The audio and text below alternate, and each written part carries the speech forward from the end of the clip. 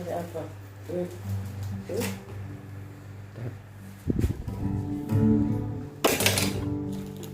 Yesus, Yesus.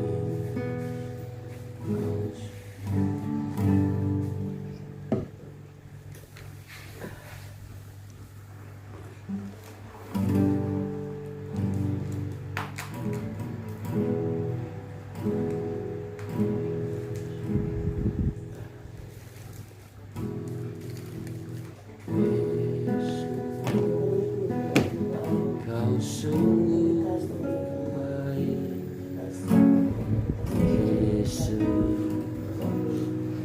Namamu indah, Yesus. Ku cinta Kau selalu, ku tinggikan, ku agungkan selamanya.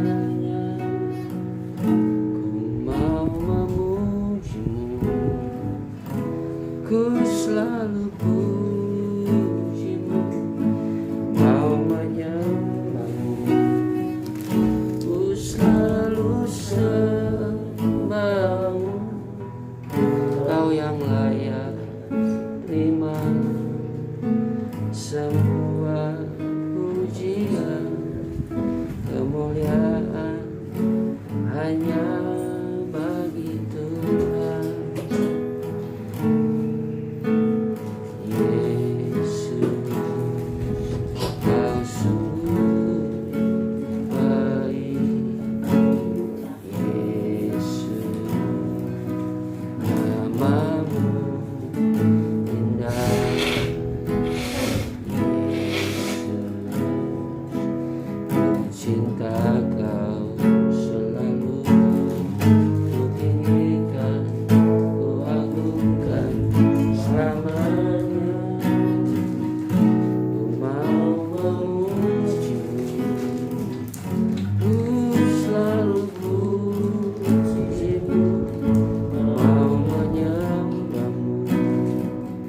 Ku selalu sembahmu, Kau yang layak terima semua pujian.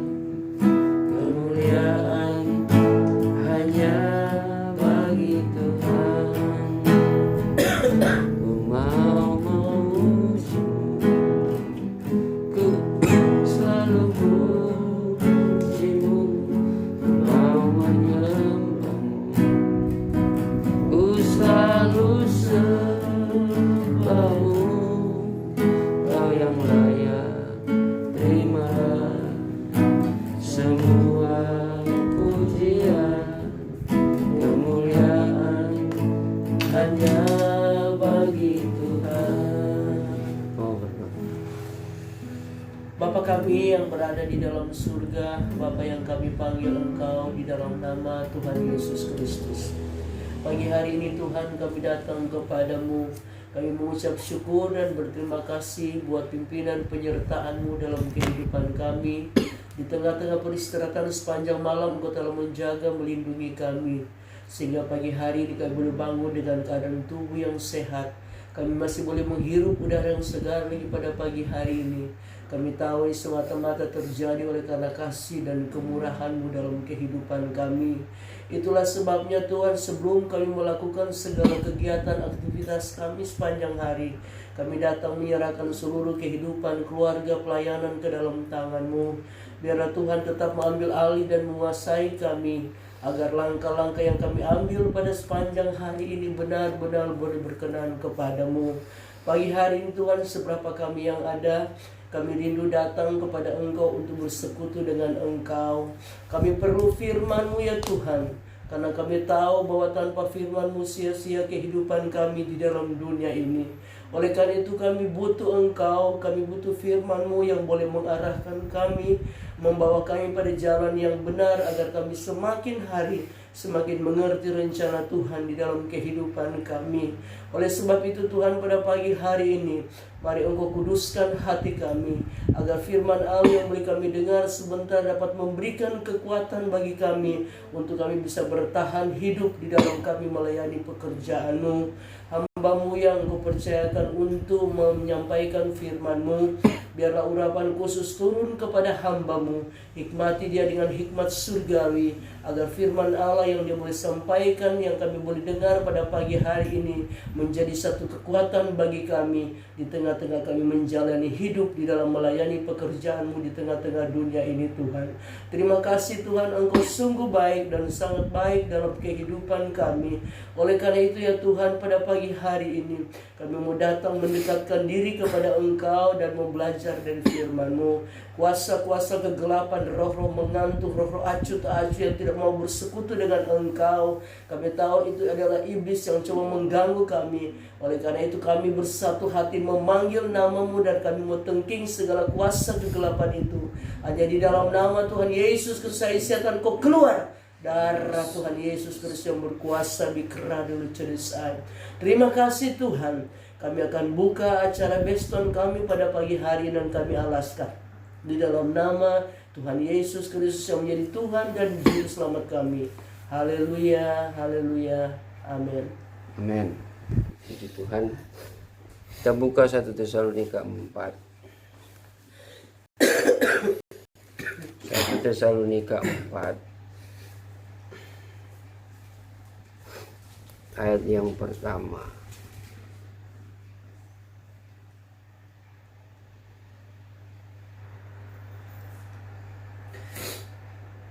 Akhirnya saudara-saudara, kami minta dan nasihatkan kamu dalam nama Tuhan Yesus. Kamu telah mendengar dari kami bagaimana kamu harus hidup supaya berkenan kepada Allah. Hal itu memang telah kamu turuti.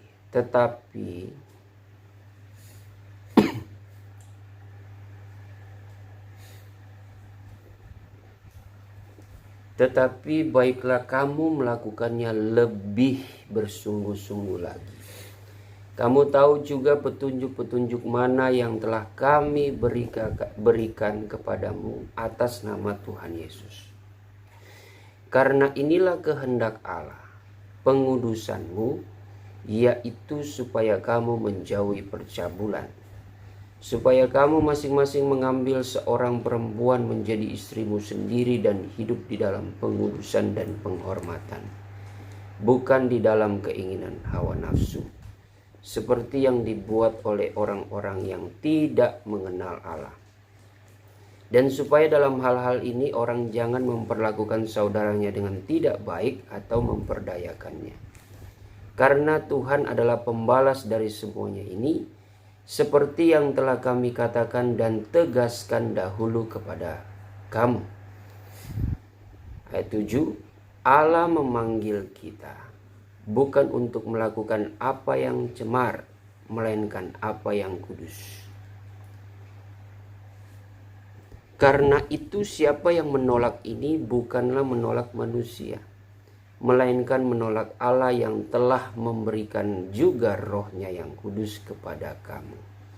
Tentang kasih persaudaraan tidak perlu dituliskan kepadamu, karena kamu sendiri telah belajar kasih mengasihi dari Allah. Puji Tuhan. Pada kesempatan pagi hari yang indah ini, ya masih gelap ya, tetapi kita tetap bersyukur kepada Tuhan kalau anugerah Tuhan yang mengizinkan dan memperkenankan kita untuk tetap dapat menghirup udara segar, bernafas dan bergerak untuk beraktivitas. Mungkin di luar sana dalam keadaan sekarang ini tidak cukup banyak orang yang seberuntung kita. Tetapi di sini bukan berarti kita merasa beruntung ya. Hidup kita ini lebih diperkenankan, lebih disayang, lebih dipilih Tuhan. Sehingga kita membandingkan mereka yang mungkin saat ini terbaring lemah, baik di rumah atau di rumah sakit. Tetapi bagaimana kita berpikir bahwa Allah itu adil ya. Allah itu memiliki kehendak yang penuh dengan misteri. Artinya kita sebagai orang yang beriman menaruh pikiran, perasaan kita ya, untuk kita kembalikan kepada firman Tuhan. Bahwa ketika kita mengerti akan firman Tuhan, maka kita mengerti betul bahwa hidup kita ini di dalam dunia adalah hidup yang membutuhkan kebijaksanaan. Dalam pengertian keadaan seperti ini, kita tidak pernah tahu ya apa yang terjadi dalam kehidupan kita.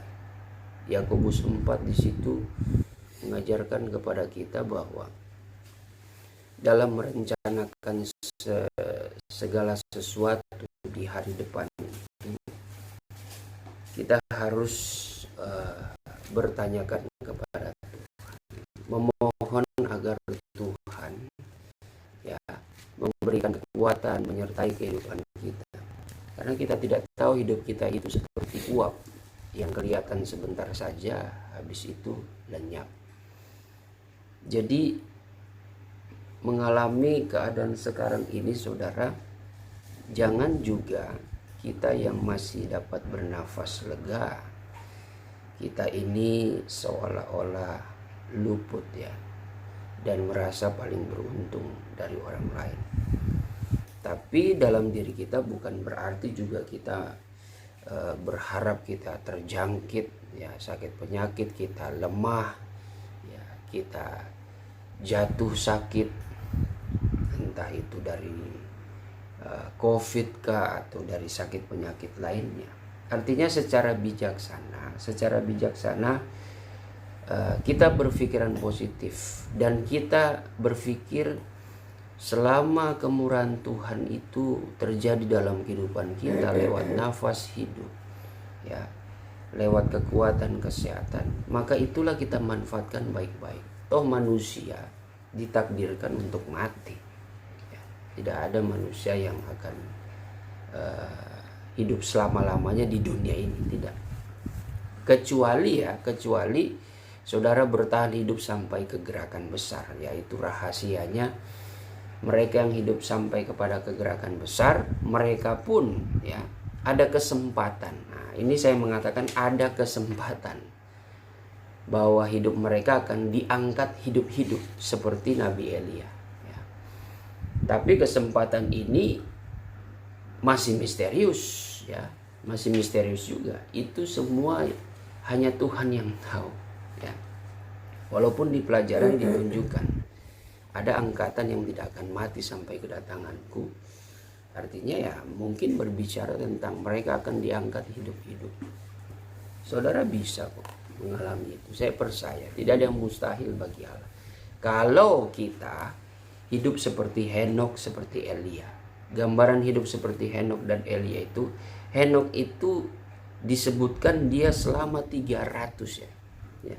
300 atau 400 tahun. 300 tahun dia hidup bergaul dengan Allah. Artinya kalau kita gambarkan dalam kehidupan kita ya, kita seberangkan ayat itu dan kita aplikasikan itu dalam hidup kita. Kalau kita mau diangkat hidup-hidup, ya hidup kita memang hidup bergaul dengan Allah.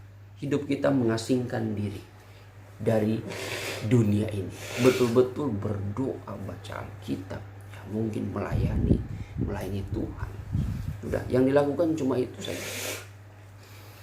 Itu hal yang berat, bahkan 300 tahun ya. Artinya ini berbicara umur kita tidak mungkin kan 300 tahun ya. Sisa hidup kita kalau seperti Alex umur berapa kan? 18 tahun. Nah, kalau tidak mau merasakan mati, mau merasakan tak angka hidup-hidup, ya bisa. Sisa hidup ya, dari 18 tahun ini sampai hari di mana Tuhan menentukan harimu, ya engkau bergaul terus dengan Tuhan. Boleh bergaul dengan manusia, tapi Kalau sudah ada pergaulan yang tidak baik, langsung mengasingkan diri. Dan selalu masuk kamar, kunci pintu, baca firman, berdoa, berpuasa. Bisa itu, tidak ada yang mustahil. Begitu juga Elia. Elia itu gambaran gereja Tuhan yang tegas mempertahankan firman Tuhan. Tidak kompromi. Ya, tidak kompromi. Walaupun Elia sempat ada rasa takut ya kepada Ratu Izebel yang mengancam dia untuk dibunuh. Tetapi itu tidak menggoyahkan dia untuk tetap konsisten mempertahankan firman Allah. Dia melawan itu nabi-nabi palsu. Sehingga bukti dia tidak pernah kompromi dengan firman Tuhan. Ya, dia sembelih itu. 400 nabi itu ya, kalau tidak salah. Nabi-nabi palsu itu. Nah, itu gambaran, bukan berarti kita sebagai gereja Tuhan yang bersifat Elia serta merta kita menghabisi nyawa orang ya, nyawa pendeta-pendeta yang tidak bertanggung jawab ya dalam menyampaikan firman Tuhan. Tidak. Kita sembelih hawa nafsunya dengan firman, pedang firman. Kita tegur ya, tajam ya, dengan pengajaran, dengan tajam, dengan tegas. Itu sama seperti menyayat hati, itu seperti menyembelih kedagingan mereka, pasti sakit. Kalau mereka merasa tidak terima, dikoreksi pelajarannya ya, itu mereka terasa sakit itu. Biasanya efek sampingnya mereka ingin menganiaya kita yang menyampaikan kebenaran firman Tuhan. Sama seperti Yesus yang mengoreksi pelajaran Taurat daripada para ahli Taurat. Lihat apa yang menjadi efek samping mereka. Ya, mereka berhasrat ya, untuk membunuh Yesus. Karena popularitas mereka yang selama ini mereka pertahankan untuk menipu banyak orang, ya, ternyata diungkap oleh Tuhan Yesus kemunafikan mereka. Nah, tidak senang, ya, mereka cari jalan bagaimana untuk membunuh Yesus. Nah, tetapi saat ini ya kehidupan kita oleh karena kemurahan Tuhan, kita hidup dalam kebijaksanaan ya. Terlebih-lebih kehidupan yang dituntut dalam kekudusan. Seperti yang kita sudah baca. Menjadi suatu nasihat supaya kita hidup sebagai orang-orang kudus. Dalam ayat 7 tadi mengatakan Allah memanggil kita bukan untuk melakukan apa yang cemar, melainkan apa yang kudus. Memang tidak mudah melakukan hal yang kudus. Kata kudus itu bermakna sesuatu yang terpisah ya, dari hal yang kotor, dari hal yang tidak kudus ya, dari hal yang tidak diperkenankan Tuhan, atau bisa berbicara dari hal dunia, mengasingkan, memisahkan diri ya, untuk hidup dalam kebenaran. Hidup ibarat kata begini ya, yang membuat kita rumit bagaimana perbuatan tubuh kita, keinginan ego kita ini, keinginan dunia ini yang syarat dengan 1 Yohanes 2 ayat yang ke-16, 17 itu keinginan mata, keinginan tubuh dan jumawa ya, keangkuhan hidup itu kita harus pisahkan. Memang berat. Paulus dengan pengalamannya dia mengatakan dalam tubuhku itu ada roh lain ya. Artinya Paulus mengatakan begini bahasanya dalam Roma 7. Dalam diriku, dalam tubuhku, aku mengenal firman Allah. Ya. Aku berusaha mengikuti kehendak firman Tuhan itu.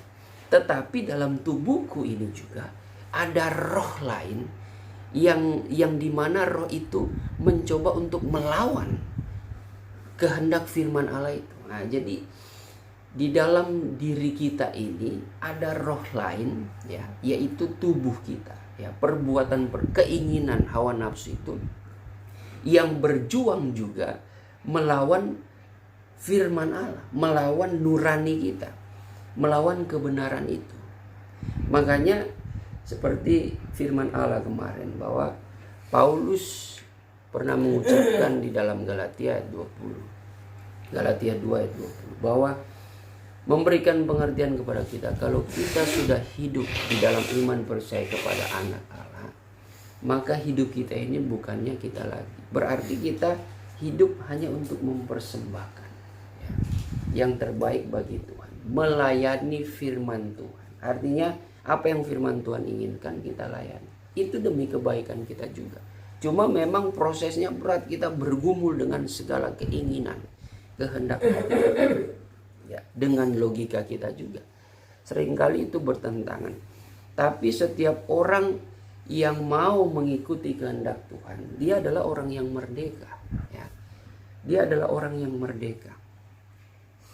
Sebab firman Allah itu kudus dan firman Allah itu yang memerdekakan kehidupan kita. Orang yang hidup dalam firman Tuhan itu dijanjikan keselamatan kekal. Apalagi mereka yang ada di dalam dunia dapat merdeka atas segala keinginannya. Ya, demi mengikuti kebenaran. Wah, itu pasti diberkati Tuhan. Pasti diberkati Tuhan. Ya, hati-hati di hari-hari sekarang ini, mungkin sudah pernah saya sampaikan.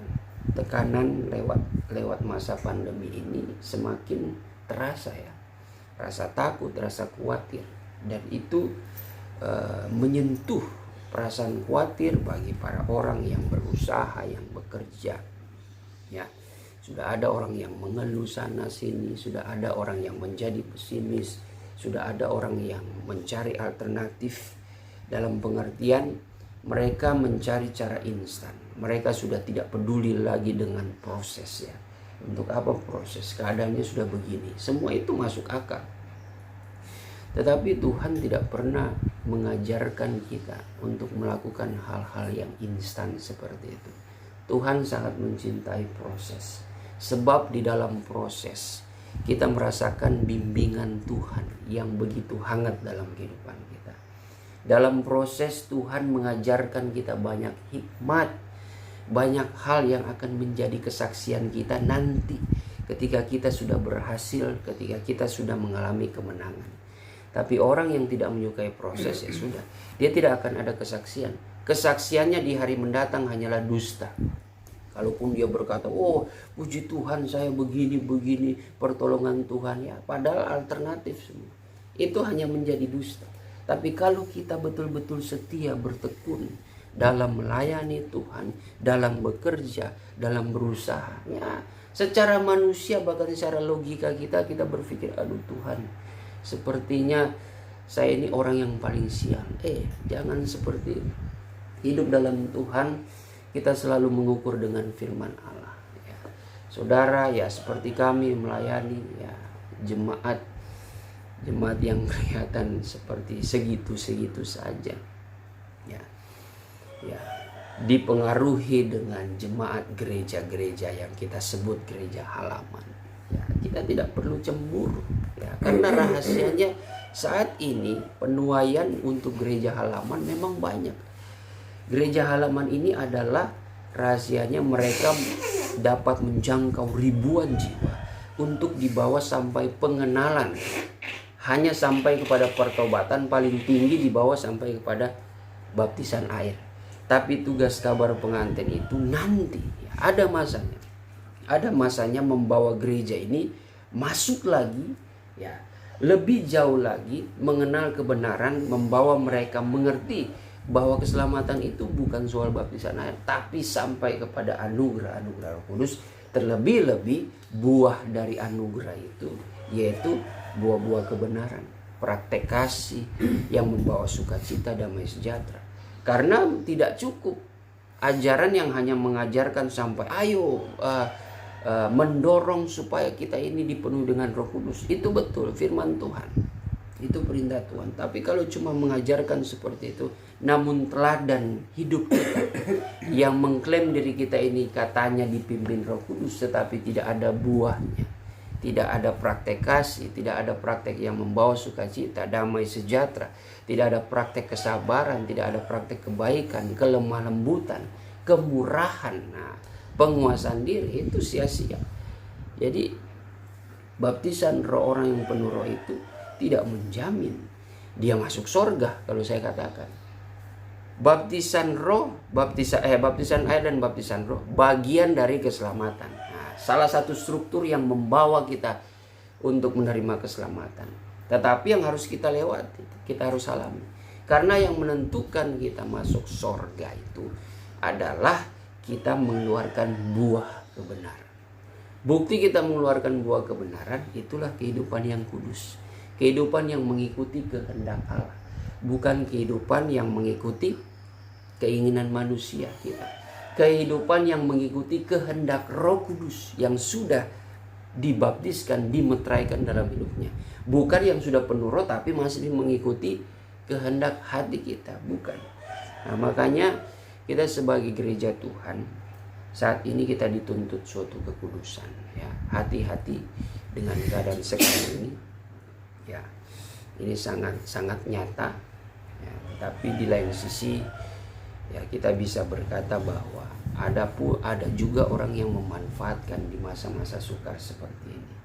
Bahkan saya tidak mau berbicara konspirasi ya. Konspirasi itu istilah dunia ya, yang hanya mengira-ngira, yang hanya sebatas prediksi bisa ya, yang sifatnya 50% lah, bisa benar bisa tidak. Tapi saya mengatakan rahasia firman. Karena memang ada satu kali kelak bahwa ada yang dikatakan dalam Wahyu 12 itu diberitahukan simbol naga berkepala 7. Itu rahasianya tentang ada 7 negara ya. Itu kepala naga berkepala 7 itu gambaran kepala, itu gambaran mereka penguasa. 7 negara ini ya, salah satunya saja saya katakan di situ ada Cina, RRC ya, Republik Rakyat Cina, di situ ada Turki ya, kalau tidak salah ya, saya sudah cukup lama tidak membuka kitab Wahyu. Pokoknya di situ ada Cina, ada Rusia, ada Turki ya. Ada 7 kepala, itu negara yang lalim ya, yang ditunggangi iblis. Tapi jangan serta-merta kita menilai sekarang ini, oh orang-orang Turki ini ya, memang orang-orang Turki ya ya ya ya, India, Arab Saudi, Republik Rakyat Cina. Pokoknya ada 7. Ini yang akan menguasai gelombang pertama. Ini belum masuk kepada zaman Antikris. Ini menjelang masuk zaman Antikris. 7 negara ini yang ditunggangi iblis, menjadi kaki tangan iblis. 7 negara ya. Dengan ini yang kemarin dikatakan dalam penglihatan ibadah, akan ada binatang buas. Binatang buas ini bukan seperti harimau singa akan menerkam kita, tidak. Binatang buas ini adalah gambaran akhlak dari negara-negara yang tidak kenal Tuhan, yang bengis. Tapi sekali lagi saya ingatkan ya, jangan kefanatikan kita membuat kita memiliki pikiran yang pendek, sehingga kita berpikir, oh berarti orang Cina ini calon antikris. Bukan seperti itu ya. Dari 7 negara ini pun ya, di masa-masa sekarang ini pembersihan itu ada orang yang bertobat, sama seperti kita orang Indonesia. Puji Tuhan Indonesia tidak termasuk golongan itu ya. Ya, golongan negara yang lemah. Tapi negara yang lemah ini justru ada rencana Tuhan yang besar. Nah, itu luar biasanya Indonesia. Berbahagialah kita yang menjadi orang Indonesia. Artinya sekalipun ada orang Indonesia, itu yang membedakan adalah pribadi-pribadinya, masyarakatnya, rakyatnya. Di mata Tuhan, Indonesia pun ya, negara apapun yang dikenal baik, ibarat kata yang dikenal baik, dikenal negara adidaya sekalipun, tapi kalau masyarakatnya ya, rakyatnya itu ada yang mengenal Tuhan, dia akan terpisah. Dia tidak akan termasuk menjadi golongan orang-orang, oknum-oknum yang ditunggangi oleh kuasa setan. Jadi ini bukan soal negaranya. Bahkan ya rahasianya saya ungkapkan sedikit bahwa antikris itu datang dari agama atau kaum Katolik. Tapi bukan berarti kita berkata sekarang berarti ini teman kita, apalagi ada keluarga kita, oh ini calon antikris ini. Bukan seperti itu cara kita menilai. Itu nanti mereka yang tergolong terhisap dalam kelompok antikris adalah mereka yang hatinya tidak mengenal Allah, menjauhkan diri dari kehendak Allah, yang hidupnya tidak mengikuti kehendak Tuhan, udah mengikuti pemimpin-pemimpin yang sudah dipakai oleh setan. Nah, hatinya yang sudah condong mengikuti keinginan dunia, itu mereka. Ya. Jadi jangan coba berpikir orang Rusia, ya, apalagi orang Arab Saudi kan, ya, yang diidentikan dengan teroris. Ya. Padahal orang Arab tidak semuanya itu mereka itu teroris. Ada orang Arab yang hidup menurut kehendak Tuhan. Ada juga orang Kristen Arab. Ada orang Arab juga yang sekarang ini, ada orang Arab yang memiliki intelektual yang tinggi, ya, yang bijaksana ketimbang Arab yang radikal. Ya, inilah yang melahirkan kaum-kaum teroris yang bengis. Nah, ini orang-orang seperti ini yang dipakai iblis. Mereka menjadi bangsa yang mengatasnamakan nama bangsa itu nama negaranya. Dan firman Tuhan itu pasti terjadi. 7 kepala itu menggambarkan kepala penguasa. Mereka penguasa. Lihat dalam bidang politik, teknologi, ya, dalam bidang ekonomi, itu mereka akan menguasai. Ya, apalagi di berita, ya, di Cina lewat partai komunisnya, wah, mereka sudah menunjukkan kehebatan mereka. Ya, wah, itu udah ya, kelihatan ya benih-benih penggenapan firman Tuhan. Artinya dalam perkumpulan ini yang mungkin diungkapkan firman Tuhan, mereka ini akan menjadi negara yang akan menganiaya orang-orang percaya. Bukan berarti ya orang-orang percaya ada di situ. Orang-orang percaya yang ada di situ, ya, sekalipun dia warga Cina, tetapi dia mengikuti kehendak Tuhan, ya mungkin resikonya dia akan teraniaya. Karena dia melepaskan diri. Itu resikonya ya. Dia akan teraniaya, ya mungkin akan diancam, dia akan dibunuh dan sebagainya. Tapi dia mengikuti kebenaran. Begitu juga warga Indonesia. Warga Indonesia ada yang menjadi murtad, ya, ada yang hidup dalam kebenaran. Biasanya resikonya, ya, itu sejarah pun mengungkapkan, mereka yang terpisah dari kelompok yang jahat, ya resikonya akan terancam nyawa mereka. Dan itulah kehidupan kita di dalam kebenaran. Ya, makanya saat-saat ini kita dituntut hidup dalam kekudusan. Tetapi yang terpenting di sini bahwa kita yang sudah mendengar, ya, apa yang berkenan di kehidupan seperti apa yang berkenan kepada Allah, dan kita sudah menurutinya, puji Tuhan. Tapi di sini ditegaskan dalam ayat 1 bahwa tetapi baiklah kamu melakukannya lebih bersungguh-sungguh lagi. Ya. Jadi harus lebih bersungguh-sungguh, ya, di dalam melayani Tuhan, di dalam bekerja, lebih bersungguh-sungguh, mencintai doa, mencintai firman, mencintai hadirat Tuhan. Itu saja. Tetapi lakukan dengan lebih giat. Kamu tahu juga petunjuk-petunjuk mana yang telah kami berikan kepadamu atas nama Tuhan Yesus. Ya, ini ungkapan Paulus kepada jemaat.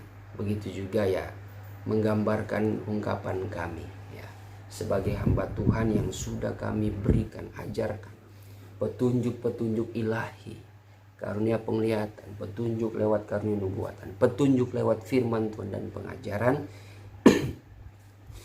Kami ingin bahwa jemaat itu hidup oleh petunjuk-petunjuk ilahi itu. Karena itu yang menjadi kehendak Tuhan, yaitu lewat petunjuk itu jemaat supaya didorong untuk lebih kepada hidup yang kudus. Nah, yaitu supaya kalau hidup dalam kekudusan tentu kita harus menjauhi segala percabulan. Percabulan ini bukan berbicara saja tentang percabulan secara tubuh, tetapi secara rohani juga. Nah, kemarin sudah penglihatan mengatakan hati-hati, ada oknum yang memegang 2 wadah. Ya. Dia sudah tahu itu susu murni, berbicara firman Tuhan yang murni, pengajaran yang murni, tetapi dia coba campurkan dengan susu yang tidak murni. Susu yang busuk. Itu berbahaya. Itu menjadi racun, bukan menjadi makanan atau minuman yang layak dikonsumsi, ya. Bagi rohani, ya, bagi anak-anak Tuhan, itu menjadi racun, menjadi mati rohani mereka. Nah, tugas kita ini ya untuk membuat supaya mereka mengerti dapat menilai semuanya, mana ini pengajaran yang langsung daripada Tuhan, mana pengajaran yang salah ya. Supaya ya kita harus berhati-hati menjauhi percabulan, perzinahan rohani, ya terlebih juga tubuh ya. Kita hidup dalam kekudusan, jangan coba-coba kita berzina. Tetapi secara rohani juga hati-hati. Kalau sudah mengenal kabar pengantin, jangan kita kembali lagi bersekutu dengan pengajaran-pengajaran yang lain. Kita sudah tahu cara menyembah dalam roh dan kebenaran, tetapi kita suka lagi untuk menyembah dalam pujian dan penyembahan. Ya. Supaya kamu masing-masing mengambil seorang perempuan menjadi istrimu sendiri dan hidup di dalam pengurusan dan penghormatan. Ya, ini dalam secara teks ya, ini mengingatkan betapa pentingnya, berbicara tentang betapa pentingnya hubungan yang benar, hubungan dengan kekudusan, hubungan yang diberkati Tuhan, hubungan yang diperkenankan oleh Tuhan ya, supaya kita hidup dalam pengudusan dan penghormatan. Selain itu bisa kita pahami bahwa segala sesuatu ya, seperti Kristus yang menjaga kehormatan ya, kekasihnya yaitu gerejanya, Tuhan memilih kita dengan setia. Jadi ini suatu pesan bagi kita dalam kita membangun suatu hubungan ya, yang digambarkan hubungan suami istri kan adalah hubungan yang begitu erat. Artinya hubungan kita dengan pekerjaan kita, hubungan kita dengan usaha kita, hubungan kita dengan pelayanan, kita betul-betul jaga baik-baik ya. Kalau kita mau melihat pekerjaan kita itu diberkati Tuhan, usaha kita diberkati Tuhan, terlebih pelayanan kita hamba-hamba Tuhan diberkati Tuhan ya, kita seperti anggap itu seperti kekasih kita. Biasa kan orang seperti itu, menganggap bahwa apa yang dia kerjakan, bidang yang dia kerjakan itu seperti kekasihnya ya. Makanya dia sangat mencintai pelayanan, dia sangat mencintai pekerjaan, dia sangat mencintai usahanya. Tetapi kita lakukan itu dengan pengudusan dan kehormatan. Artinya menjalaninya itu dengan sesuai kehendak Allah. Supaya kita pun dapat melihat ada suatu kemenangan, ada suatu keberkatan yang daripada Tuhan. Dan dikatakan bukan di dalam keinginan hawa nafsu seperti yang dibuat oleh orang-orang yang tidak mengenal Allah. Jadi kita melakukan segala sesuatu dalam melayani Tuhan. Jangan kita mencintai pekerjaan Tuhan itu seperti seolah kekasih kita, tetapi dengan hawa nafsu. Ya, dalam hubungan saja kalau seorang muda yang menjalani hubungan dengan hawa nafsu ya tidak betul. Ya, mereka melakukan pelanggaran-pelanggaran yang tidak berkenan, yang tidak sah. Ya. Bahkan secara psikologi hubungan yang mereka jalankan sudah tidak sehat. Akan banyak keributan, akan banyak percecokan, ya banyak perselingkuhan. Begitu juga gambarannya dalam realita kehidupan kita sebagai seorang hamba Tuhan. Kita menganggap pekerjaan Tuhan itu seperti kekasih kita, sesuatu yang kita cintai. Jangan dengan hawa nafsu, dengan ambisius. Hati-hati. Itu bisa mencelakakan, bisa merusak image kita sebagai hamba Tuhan dalam pelayanan. Dan kita memiliki hubungan ya, pekerjaan Tuhan selalu identik dengan jemaat. Kita akan memiliki hubungan ya yang tidak sehat dengan jemaat. Kita secara tidak langsung mengajarkan jemaat mengikuti kita untuk melakukan hal-hal yang tidak kudus di hadapan Tuhan, melakukan hal-hal perintah-perintah Tuhan yang salah, yang keliru, sehingga terjadi perzinahan rohani dan sebagainya. Mereka akhirnya jiwanya tersesat. Ya begitu juga kalau dalam hal rohani pasti menyangkut hal jasmani. Dalam pekerjaan, dalam usahanya, kita jangan berbuat curang, kita jangan melakukan hal tidak jujur, tetapi kita melakukan kehendak Allah, supaya kalau kita mau lihat pekerjaan usaha kita diberkati ya, kita cintai pekerjaan kita, tetapi yang berkenan di hadapan Tuhan ya. Saya percaya baik pekerjaan Tuhan, pelayanan yang dipercayakan kepada hamba-hambanya ya, itu diibaratkan seperti kekasihnya. Jaga baik-baik seperti suami istri, Tuhan berikan istri ya, Manusia Adam diberikan istri supaya mereka hidup berdamping. Hamba Tuhan dengan pelayanan, dengan jemaat pekerjaan Tuhan, dipercayakan Tuhan supaya saling menyokong. Ya, hamba Tuhan, ada firman Tuhan mengatakan bahwa seorang pemberita Injil hidup dari memberitakan Injil. Ya, pelayan-pelayan imam-imam Lewi yang melayani di rumah Tuhan, yang mereka hidup dari persembahan. Ya, saya mohon maaf ya, saya tidak mendukung lagi soal kebutuhan yang ada, tidak. Memang itu kebenaran firman Tuhan. Artinya kami hidup dari berkat-berkat Tuhan. Ya, Tuhan punya banyak cara memberkati kita. Artinya doa kami bagaimana dalam pekerjaan Tuhan melayani jiwa-jiwa ini, Tuhan berkati mereka dan mereka itu dengan tergerak hati. Ya, dengan berkat Tuhan itu mereka menyisihkan, ya, bukan menyisihkan ya, menyisihkan apa yang menjadi hak Tuhan. Jadi kami ini hidup karena hak Tuhan gitu, yaitu lewat yang namanya kita kenal dengan perpuluhan. Jadi kami ini hidup hanya ya karena kemurahan Tuhan.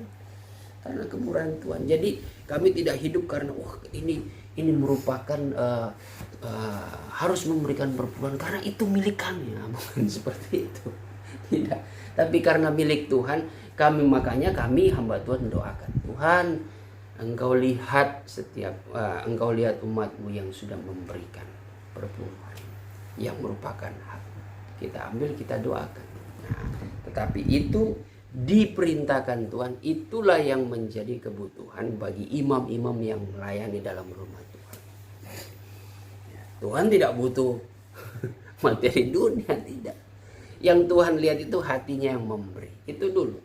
Bagaimana tanggung jawab mereka, kesadaran mereka tentang berkat Tuhan. Menilai mereka tentang berkat Tuhan.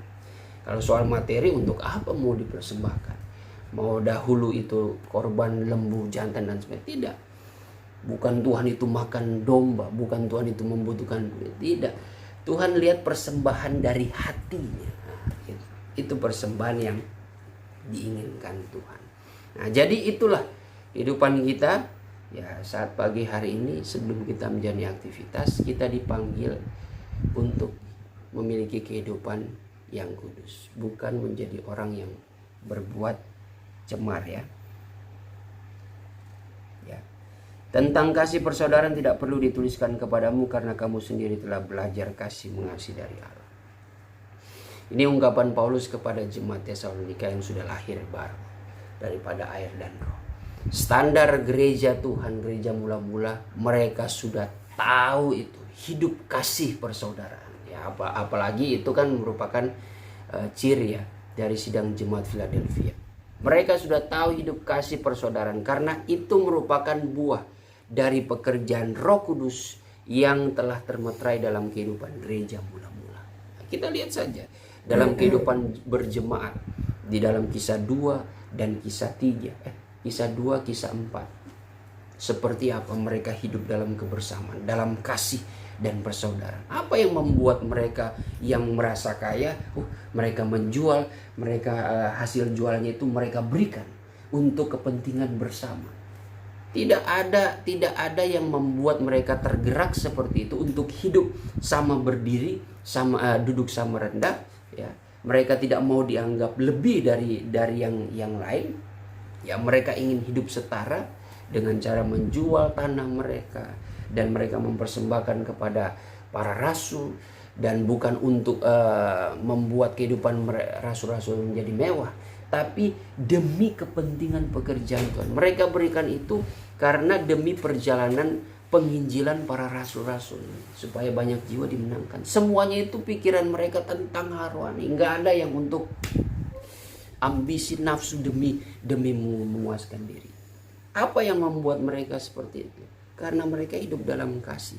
Bagaimana hidup dalam kasih yang sempurna? Karena ada roh ya yang menyertai kehidupan mereka. Makanya dalam ayat 8 di situ mengatakan, karena itu siapa yang menolak ini bukan menolak manusia, artinya tentang mengenal hidup yang bukan untuk yang cemar, melainkan apa yang kudus, melainkan menolak Allah yang telah memberikan juga rohnya yang kudus kepadamu. Jadi ini peringatan bagi kita, hamba-hamba Tuhan, anak-anak Tuhan yang sudah dimeteraikan dengan Roh Kudus, hidup kita bukan lagi membuat keonaran, kerusuhan, kecemaran. Sebagai terakhir saja, di dalam Ibrani 12, ini sudah sebenarnya ayat hafalan kita ya, tapi banyak orang yang terlewati, skip, lupa, entah lupa atau pura-pura lupa. Puji Tuhan kalau lupa ya, jadi ya itu keterbatasan manusia. Tapi kalau sudah tahu tapi pura-pura lupa, ini yang bahaya. Orang-orang munafik ini seperti ini. Silakan, Ibrani 12 ayat 14 ayat 5. Berusahalah hidup damai dengan semua orang, Ya. dan kejarlah kekudusan. Sebab tanpa kekudusan tidak seorang pun akan Ya. melihat Tuhan. Jadi kalau kita mau melihat Tuhan, menerima berkat Tuhan, itu kita kejar kekudusan. Nah, di saat kita mengejar kekudusan, ternyata caranya dengan kita berdamai. Dalam dunia pekerjaan, dalam dunia usaha. Coba kalau kita punya hubungan yang baik, damai ya.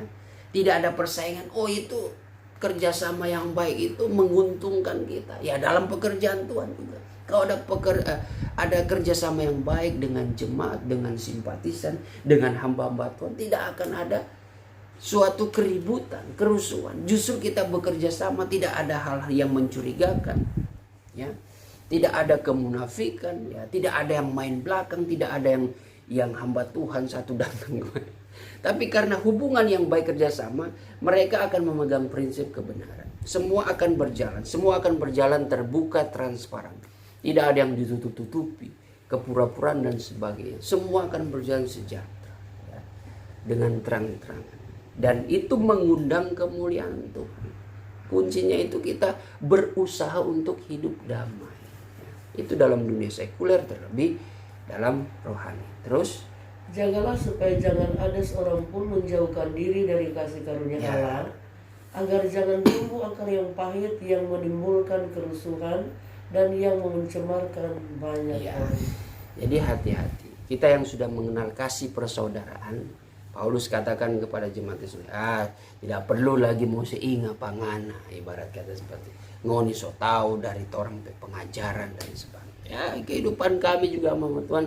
Saya percaya jemaat GS Bani Efrata, simpatisan Jakarta, Manado itu sudah mengenal dari almarhum ya, bagaimana hidup dalam kebenaran lewat pengajaran yang ada, mengajarkan hal-hal yang baik, hidup dalam kasih.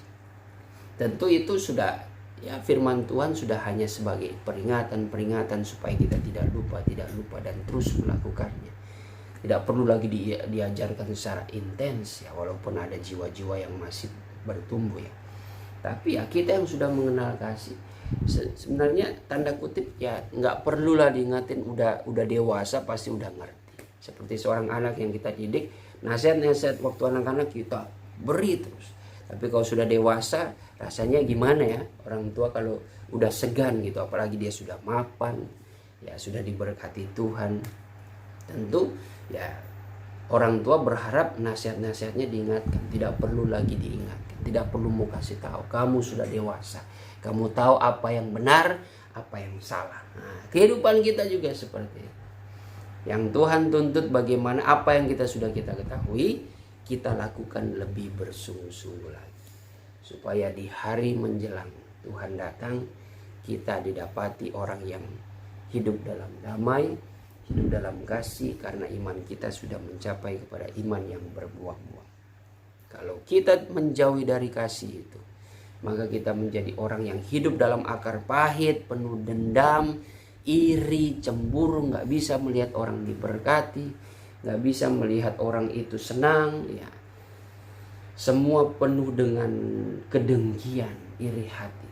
Dan itu akan menimbulkan kerusuhan, karena sifat orang seperti itu selalu mencari soal, ya, menimbulkan kecemaran baik untuk dirinya dan mencemarkan nama orang lain. Itu adalah tipe orang yang tidak lagi hidup dalam anugerah Tuhan, tetapi hidup di dalam hawa nafsu. Nah, ini yang dikatakan Yudas. Mereka dikatakan memang seperti orang yang tidak berisikan Roh Kudus. Walaupun dia mengaku dirinya sudah penuh Roh Kudus, tapi praktek mereka seperti orang yang tidak dipimpin Roh Kudus. Terima kasih Tuhan pada saat pagi hari ini kami sudah dibekali dengan firman-Mu. Kuatkan kami di dalam menjalani hari-hari yang penuh dengan tantangan dan cobaan. Tetapi biarlah Engkau memberikan keberanian yang daripada Roh-Mu Tuhan, untuk menghadapi keadaan pandemi ini. Kami tetap menaikkan doa kepada Engkau agar Engkau memulihkan keadaan bangsa dan negeri kami ini, khusus di Pulau Jawa dan Bali ini. Tuhan, mohon ampun jikalau Engkau Tuhan melihat suatu kekurangan kesalahan kami sebagai umat-Mu Tuhan. Ampunilah kami dalam segala dosa yang kami telah perbuat Tuhan. Tapi kami memohon belas kasih-Mu agar Tuhan tingkat terjangkit kasus virus corona ini Tuhan, Engkau beracara ya Bapa. Engkau Tuhan yang menghentikan semuanya itu Tuhan, agar kami boleh dapat memuji memuliakan nama-Mu ya Bapa. Kami tahu ini merupakan pengenapan firman-Mu. Oleh sebab itu kami tetap berdoa Tuhan, bahwa Engkau tetap membela kami, setiap orang-orang anak-anak-Mu, hamba-hamba-Mu yang berseru-seru dan memanggil nama-Mu Tuhan, yang berharap sungguh kepada Engkau dan menanti-nantikan Tuhan kemurahan-Mu. Engkau memberikan pertolongan dalam segala kegiatan aktivitas mereka, usaha pekerjaan mereka, bahkan hamba-hamba-Mu yang melayani pekerjaan Tuhan. Lindungilah mereka Tuhan dari bencana alam ini. Dan biarlah kami tetap Tuhan diberikan pertolongan pemeliharaan yang sempurna Tuhan. Anak-anak-Mu, hamba-hamba-Mu diberkati, dicukupi segala kebutuhan keperluan mereka. Terlebih kuatkan iman mereka untuk menghadapi tantangan-tantangan yang besar di hari-hari ini.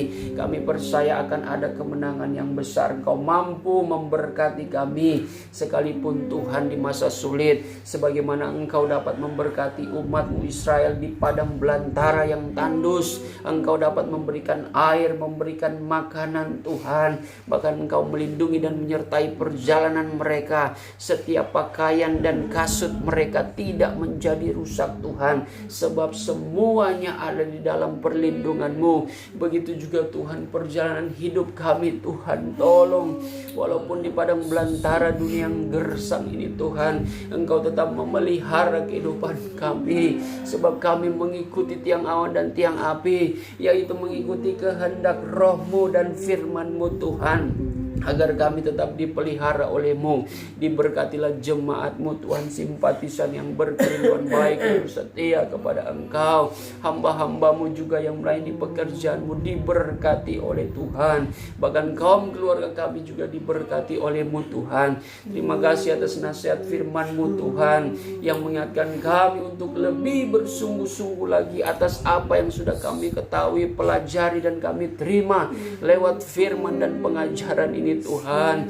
Kami Tuhan dipanggil oleh-Mu bukan untuk melakukan yang cemar, tetapi Tuhan, bagaimana kami Tuhan melakukan hal-hal yang kudus, yang berkenan di hadapan-Mu ya Bapa. Terima kasih, saat ini kami rindu Tuhan untuk menyembah Engkau dalam roh dan kebenaran. Kami rindu hadirat-Mu Tuhan sebelum kami menjalani aktivitas ini Tuhan. Kami rindu Engkau menjamah melawati kami, memberikan kekuatan semangat yang baru, agar hidup kami dipulihkan oleh-Mu. Segala bentuk kuasa kegelapan yang mengintimidasi penyerahan kami tolak demi nama Tuhan Yesus Kristus. Keluar darah Tuhan Yesus yang berkuasa. Ampuni segala dosa dan kesalahan kami Tuhan. Kami baharuilah jiwa kami di dalam kemurahan-Mu, di dalam nama Tuhan Yesus. Haleluya. Sembah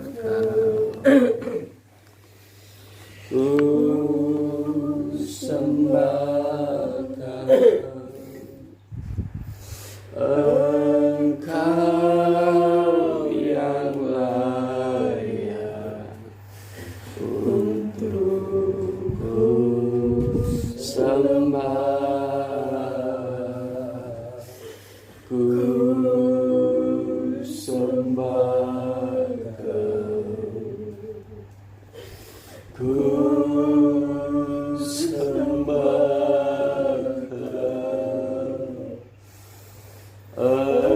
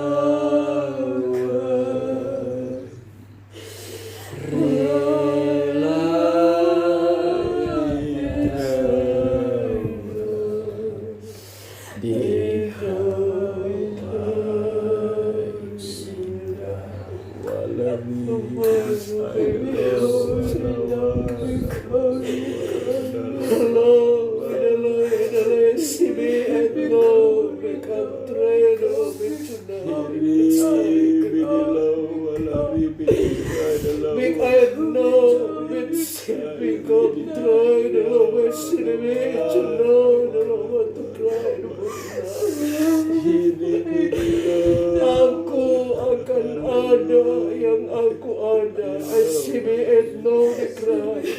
Hai hamba-hambaku dan anak-anakku, berbahagialah kamu karena aku ada di tengah-tengah kamu. Kamulah yang sudah menarik hatiku sehingga aku turun dan melayani kamu. Aku tetap membuktikan di mana 2-3 orang berkumpul atas namaku, aku hadir di tengah-tengah perhimpunan kamu. Hamba-hambaku dan anak-anakku, inilah yang aku mau dalam kehidupan kamu. Kalau kamu datang kepadaku, datanglah dengan bersungguh-sungguh, karena aku tahu setiap kedalaman hati kamu. Aku tahu siapa yang bersungguh-sungguh dan siapa yang tidak bersungguh-sungguh. Kamu tidak bisa mendustai aku, karena ketujuh biji mataku yang sempurna dapat memandang tembus sampai kedalaman hati kamu. Lebih tonight, perhatikan walaupun hari sudah siang, I make tonight. Tapi aku tetap datang bersuara di tengah-tengah kamu karena aku sangat mengasihi kamu. Aku mau bawa kamu dapat pengertian yang benar bahwa sesungguhnya kalau kamu datang kepadaku beribadah dengan sungguh-sungguh dan mendengar firman, kamu akan merasakan bagaimana jamahanku di dalam setiap kehidupan kamu.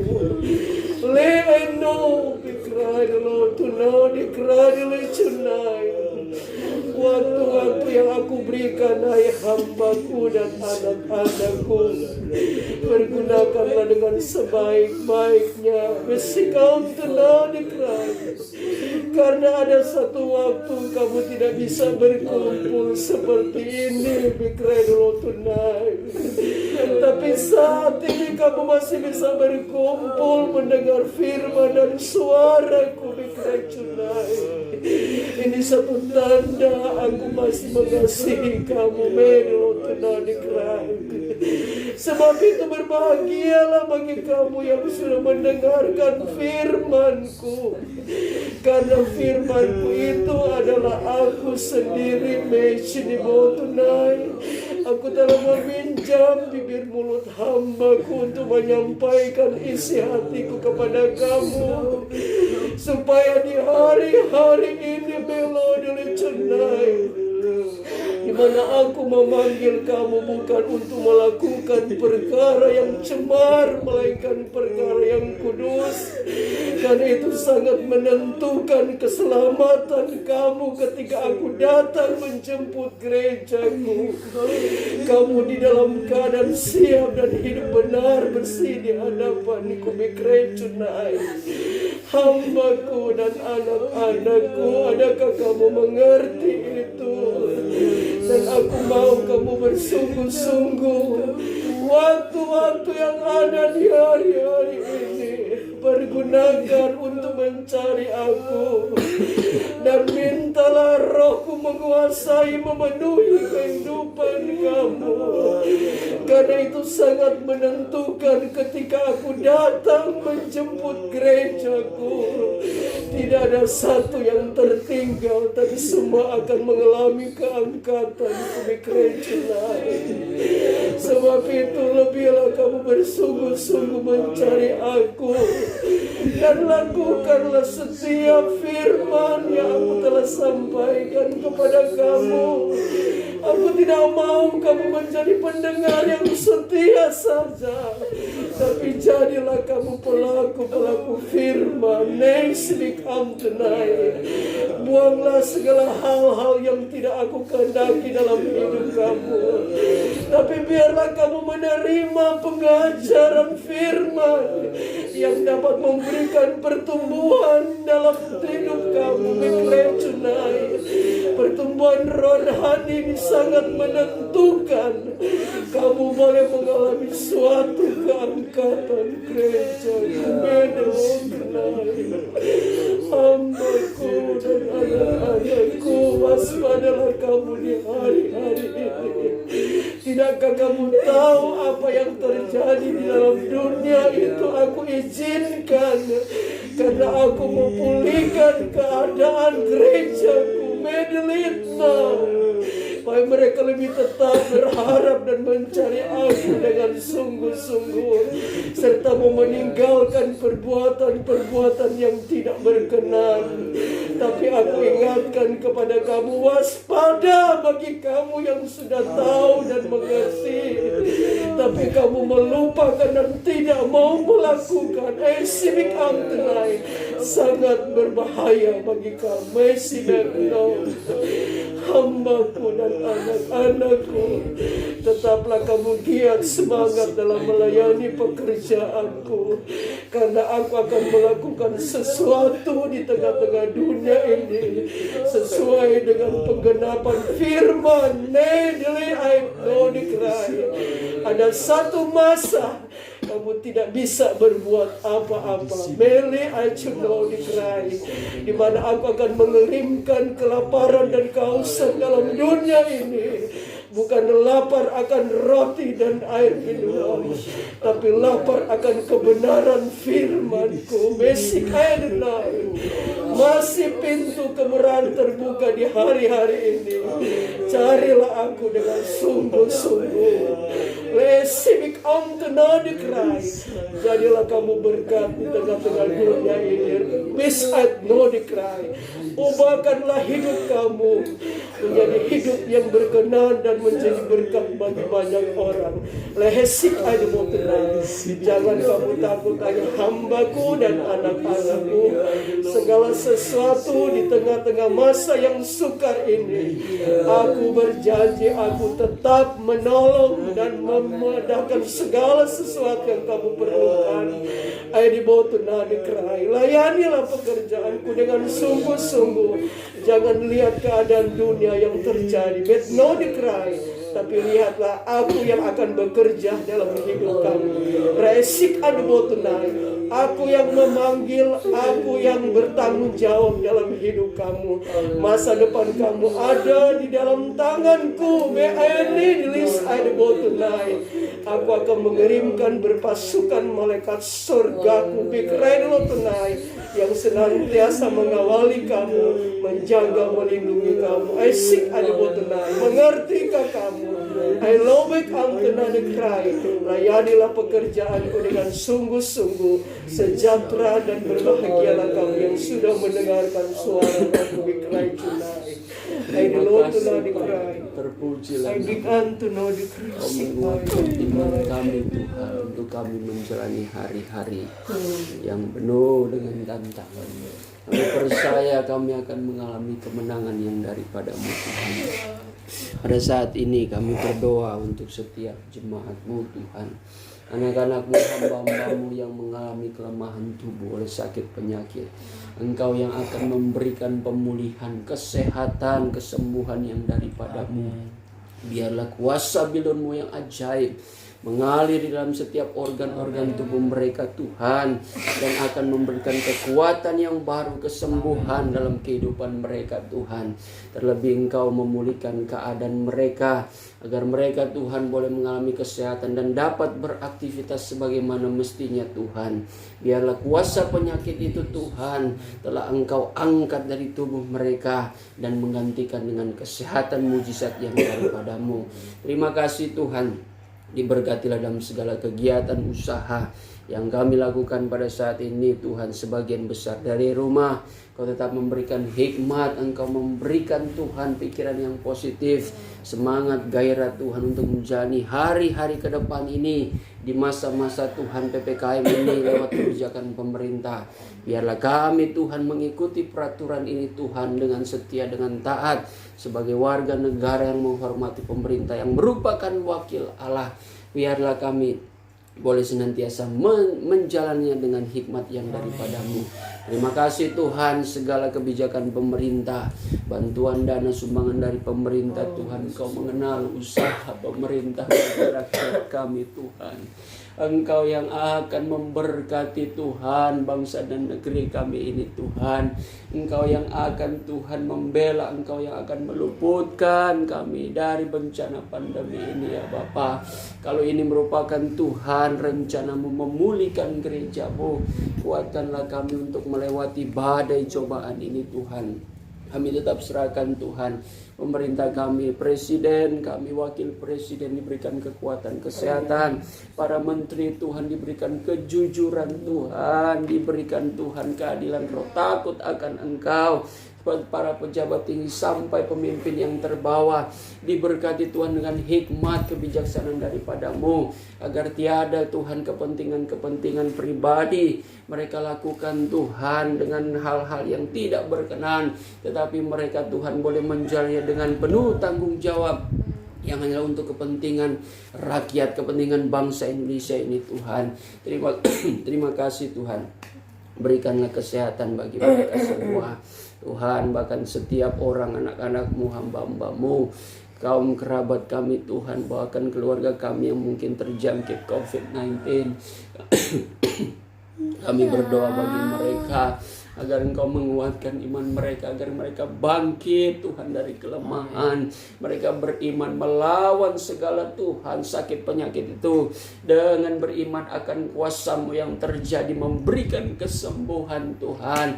Dan para medis juga Tuhan Kau berkati, memberikan kekuatan, lindungilah mereka, segala usaha Tuhan dan pekerjaan berat mereka di hari-hari ini. Tentu Engkau yang Maha tahu, mereka juga mempunyai keluarga, mempunyai Tuhan kehidupan Tuhan. Engkau yang akan memelihara kehidupan mereka, terlebih anak-anak-Mu Tuhan yang bekerja Tuhan sebagai para medis ini. Engkau memberkati Tuhan, bahkan fasilitas kesehatan yang disediakan Tuhan, tolong kiranya Engkau yang memberkati, menguduskan semuanya. Biarlah Tuhan kasus terjangkit Tuhan di hari-hari ke depan, khususnya lewat kebijakan ini Tuhan, dapat Tuhan terjadi perubahan. Sebab bukan saja apa yang kami kerjakan, apa yang kami turuti lewat Tuhan kebijakan ini, tetapi Tuhan karena kemurahan-Mu, Engkau yang akan menilai, Engkau yang akan melihat Tuhan segala bentuk kerjasama kami masyarakat dengan pemerintah untuk mentaati kebijakan yang ada, agar kami boleh melihat Tuhan masa depan yang baik, yang lebih baik, dan Tuhan bangsa kami boleh dipulihkan. Terima kasih Tuhan, terpuji-pujilah nama-Mu. Kami serahkan aktivitas Tuhan kami, jemaat-Mu Tuhan sepanjang hari ini. Berikan kami kekuatan, kesehatan sempurna. Lindungilah kami dari kuman, virus, bakteri apapun, terlebih pikiran-pikiran negatif Tuhan, perasaan-perasaan yang tidak baik. Kami hancurkan segala pekerjaan iblis itu di dalam nama Tuhan Yesus Kristus. Darah Tuhan Yesus yang berkuasa dikuduskan dengan intimidasi, dari intimidasi yang tidak baik, yang tidak berkenan daripada-Mu. Tetapi biarlah damai sejahtera Allah, sukacita sorga yang menjadi semangat yang membaharui kehidupan kami setiap harinya. Terima kasih Tuhan, kami sudah berdoa dan siap syukur di dalam nama Tuhan Yesus Kristus. Saudara dan saudariku yang dikasihi Tuhan, terimalah berkat damai sejahtera yang daripada Allah Bapa, oleh cinta dan kasih sayang anak yang tunggal itu, Tuhan Yesus Kristus, di dalam persekutuan Allah Roh Kudus memberikan penghiburan, pengharapan baru, sukacita sorga dan kekuatan yang baru. Berkat kemenangan ini menyertai kita mulai hari ini sampai Tuhan Yesus datang kembali menjemput gerejanya di atas awan-awan dalam kemuliaan yang kekal sebagai Raja di atas segala raja. Haleluya. Amin. Puji Tuhan. Ada punya. Ya.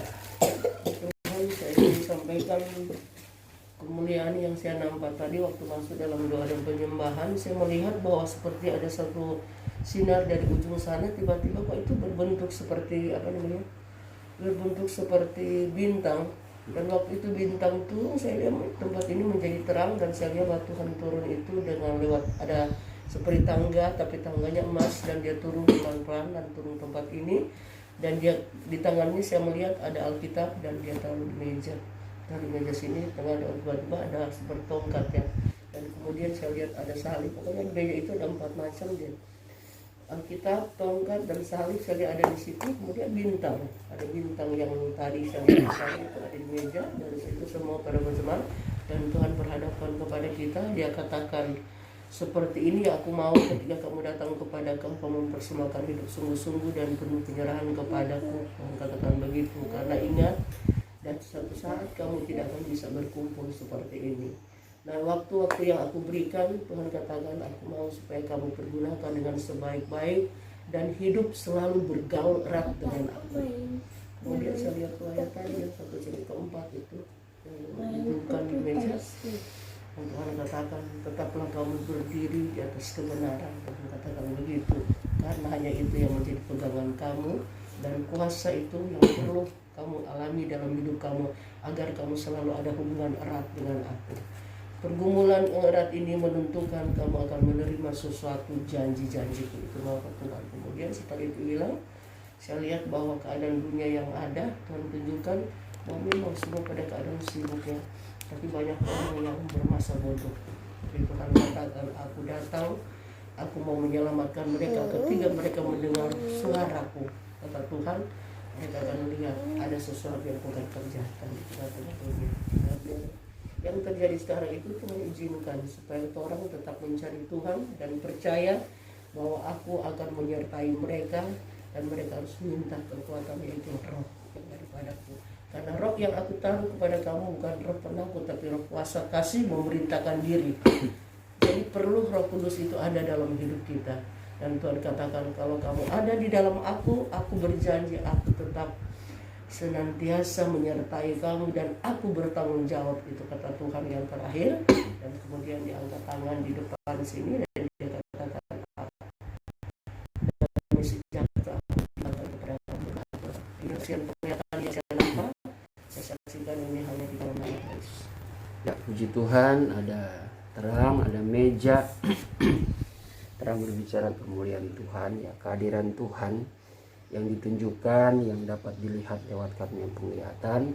Dan di situ ada simbol, ya, suatu penglihatan meja.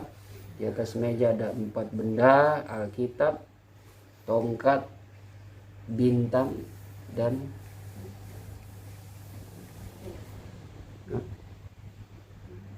Alkitab, tongkat,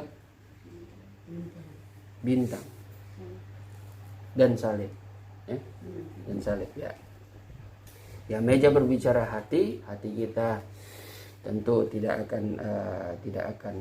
hati kita senantiasa diisi dengan firman Tuhan, senantiasa diisi dengan Roh Kudus. Ya, bintang itu berbicara Roh Kudus, dan tongkat itu ya bisa berbicara firman Tuhan atau pengajaran. Pengajaran. Dan salib itu sebenarnya berbicara tentang pergumulan, yang pada prakteknya salib itu sebenarnya berbicara tentang tindakan kasih. Ya, gitu. Jadi salib itu berbicara proses pergumulan, tapi kalau kita pelajari salib itu pergumulan yang dijalani Yesus karena dasar kasih. Nah, itu yang menjadi poin penting. Jadi pergumulan kita jalani itu dengan dasar kasih, supaya dalam memikul salib tidak ada persungutan. Tuhan Yesus tidak ada persungutan. Ya, walaupun ada sedikit, tapi itu tidak termasuk persungutan ya. Dia cuma di dalam kelemahan manusianya dia pernah berkata ya, di detik-detik terakhir, Bapa, kenapa engkau meninggalkan aku? Ya, itu ada sedikit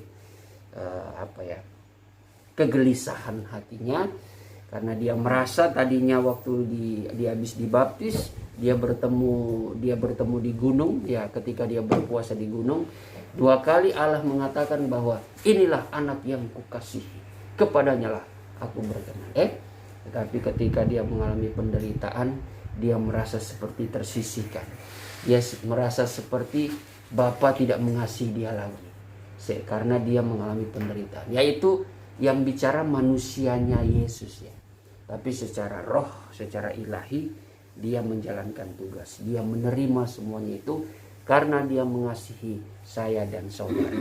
Oleh karena kasihnya, dia siap mengambil pergumulan itu supaya kita diselamatkan. Ya, itu yang harus kita miliki. Alkitab yaitu firman Tuhan, tongkat ya, firman Tuhan pengajaran, bintang itu Roh Kudus ya. Jadi firman, pengajaran, Roh Kudus, dan hidup dalam kasih. Karena itu buah daripada Roh Kudus. Supaya kita bisa memikul salib bukan karena ingin jago-jago, ingin paling hebat ya, merasa hidup paling penuh dengan pergumulan, tetapi dengan cara hidup yang tidak benar. Hanya ambisi saja supaya nampak kelihatan hidup dalam pertemuan, tapi padahal memiliki motivasi yang sombong. Nah, itu bukan pikul salib ya. Tapi kita pikul salib karena kita mengasihi sesama, terlebih mengasihi Tuhan. Puji nama Tuhan. Dan Tuhan ingatkan juga tadi bahwa Tuhan akan melakukan sesuatu, tetapi Tuhan ingatkan bahwa ya apa? Hidup selalu bergaul dengan Tuhan. Yang Tuhan ingatkan hidup bergaul dengan Tuhan. Kedekatan kita dengan Tuhan menentukan kita mengalami pemeliharaan ya. Daripada Tuhan yang sempurna, Tuhan akan memberkati, Tuhan akan memberikan kesehatan, Tuhan akan meluputkan. Dan sebagai peringatan, hati-hati ada masanya. Kelak nanti Tuhan akan mendatangkan kelaparan dan haus, tetapi bukan karena lapar makanan ya, tubuh jasmani, tapi kelaparan rohani. Kita suka mau cari Tuhan ya. Kita suka mau datang berdoa ya, mendengar firman Tuhan dan menyembah Tuhan, tidak dapat lagi. Karena ya entah keadaan, ya entah pemerintah, penguasa yang lalim, yang mengancam hidup kita, yang melarang kita untuk beribadah, atau karena keadaan peperangan. Ya karena ya walaupun di beberapa daerah terkadang pihak-pihak organisasi yang tidak bertanggung jawab, yang pihak-pihak organisasi radikal, banyak anak-anak Tuhan yang sudah mengalami itu ya. Mengalami mereka dilarang ibadah, tidak bisa bersekutu. Tapi itu pun mereka masih bisa bersekutu di rumah-rumah. Bahkan lebih canggih lagi sekarang kita bisa bertemu lewat online dalam jaringan. Tapi satu kali kelak dalam jaringan pun kita disadap. Nah, di rumah-rumah pun kita akan diserang. Ada. Tapi ya masa-masa itu adalah masa-masa yang sudah terlambat kalau kita mau cari Tuhan. Makanya masa-masa sekarang ini kita mencari Tuhan. Tetap semangat dalam Tuhan, tetap setia, lakukan jangan yang cemar, tetapi lakukanlah apa yang baik dengan lebih lagi bersungguh-sungguh. Puji Tuhan, selamat beraktivitas di dalam rumah maksudnya. Dan jaga kesehatan, lakukan 5M, memakai masker, mencuci tangan, menjaga jarak, menjauhi kerumunan, dan mengurangi mobilitas kegiatan. Puji Tuhan, salam sejahtera, salam buat keluarga, Tuhan Yesus memberkati. Shalom.